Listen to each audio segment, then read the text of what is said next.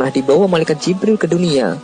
Mulanya, malaikat hanya meminta api neraka sebesar buah kurma saja, namun penjaga neraka menolaknya, mengingat jumlah tersebut mampu melelehkan 7 langit dunia dan seluruh bumi karena panasnya. Akhirnya, api yang dibawa ke bumi hanya sebesar biji zarah saja.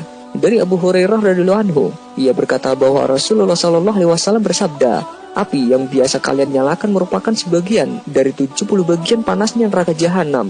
Ya Rasulullah, demi Allah, sungguh api dunia ini benar-benar cukup panas, ungkap para sahabat.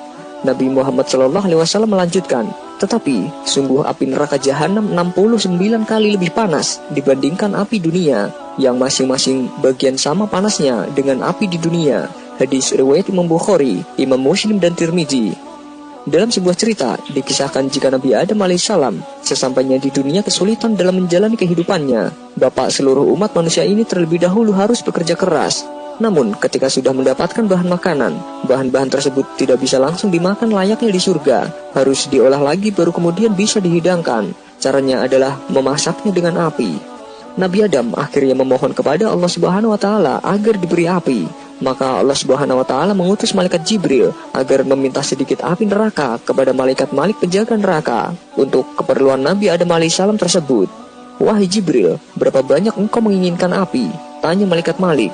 Aku minta api neraka seukuran buah kurma, jawab malaikat Jibril.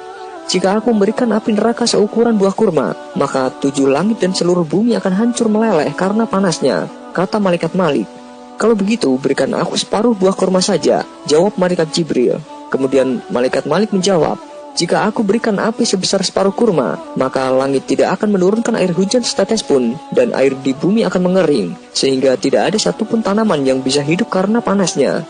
Sang malaikat kemudian bertanya kepada Allah Subhanahu wa Ta'ala terkait jumlah api yang sesuai untuk dibawa ke bumi.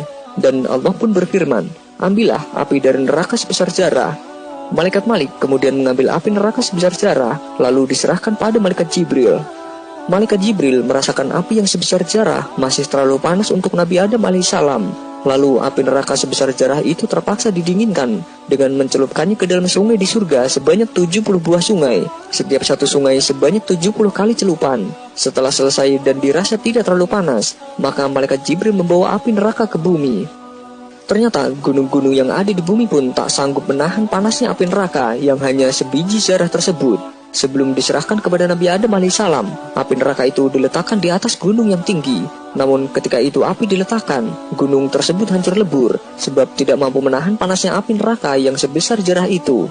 Tanah, batu-batu, besi dan semua yang ada di sekitar gunung, di dalam tanah dan di atas